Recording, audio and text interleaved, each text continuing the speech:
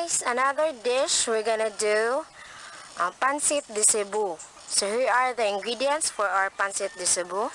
So we have here 1 kilo of fresh Mickey. We have repolyo or cabbage chopped. We have here Baguio beans, at least 2 cups of Baguio beans. We have here chopped carrots, 3 pieces. Then we have onion chopped. We have minced garlic. And then we have here tengang daga. Then we have here soy sauce, cooking oil, and then pork. So taba ng baboy yung gagamitin natin.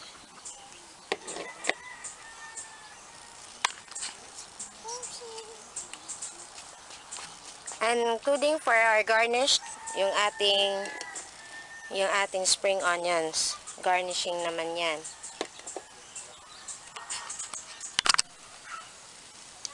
Okay? Pwede na natin yung saute yung ating garlic. Then yung ating onion.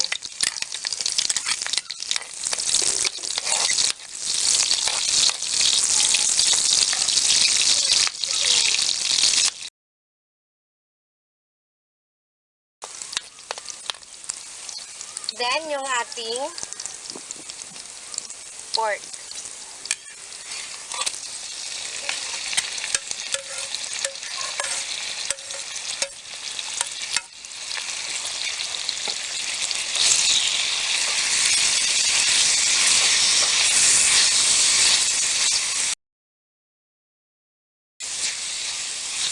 So, simmer natin for at least 3 to 5 minutes until yung ating pork, yung taba ng ating pork is maluto.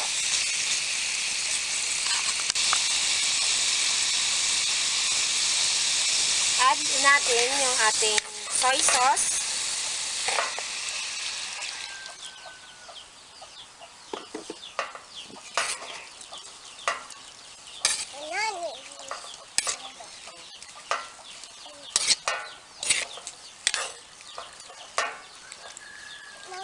Ating tengang daga.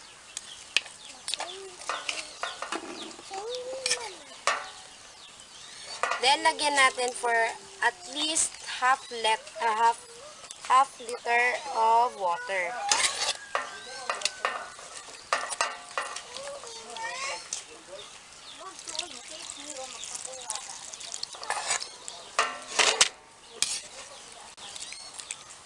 So, bring to boil natin siya until yung ating karne ay maluto. So, pwede na natin i-add yung ating Baguio beans. Then, yung ating carrots.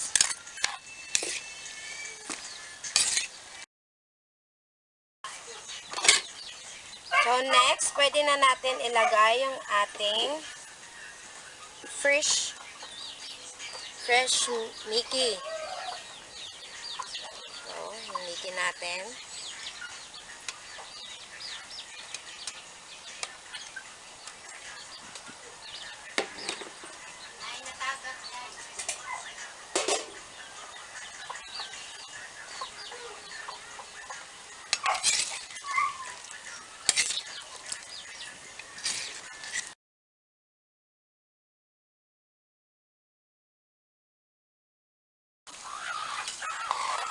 Then last, pwede na natin ilagay yung ating cabbage.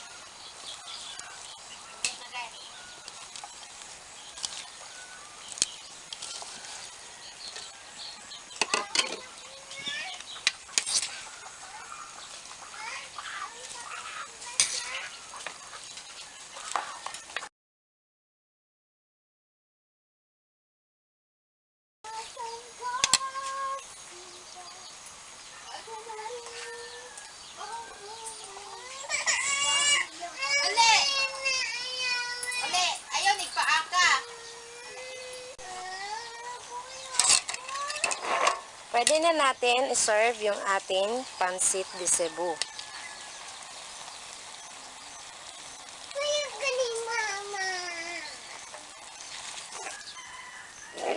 So here we go.